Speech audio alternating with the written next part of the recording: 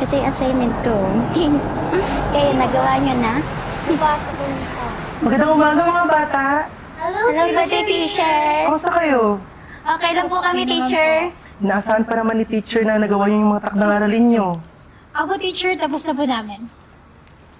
Okay na okay po, sir. Kayo po, kamusta po kayo? Eto, nakapagpahinga naman. Salamat sa pagtatanong. O siya, kita-kits na lang tayo mamaya sa classroom.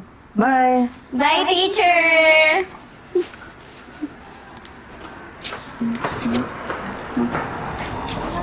Hindi ko pa to, no?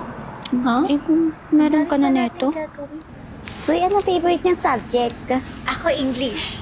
Ikaw? Ako, science. Bakit? Kasi, napaka-favorite ko si Teacher Van. Alam mo ba? Napaka-bait niya. Tsaka, napaka-mapagbahal niya sa mga sulat niya. Totoo! Alam mo, Galing niya magturo.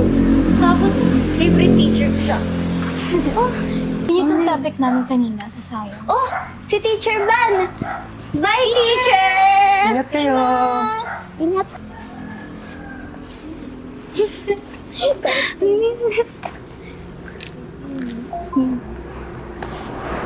Kawa na tayo sa'yo. Tara na.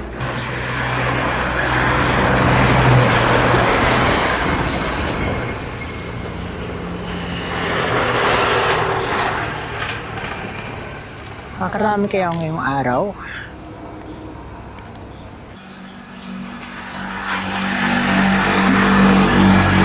Hoy! Magnanakaw! Oh, teka lang, Ban. Anong nangyari sa'yo?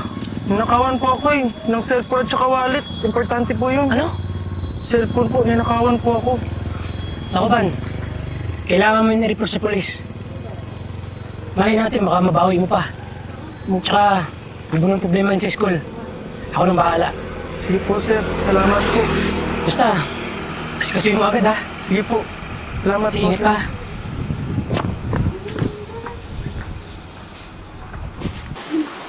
Teacher?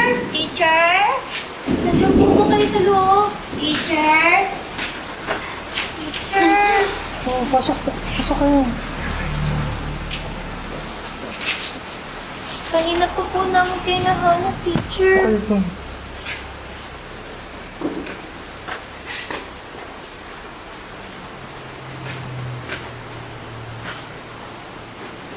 Oh, ano yung sadya niyo dito?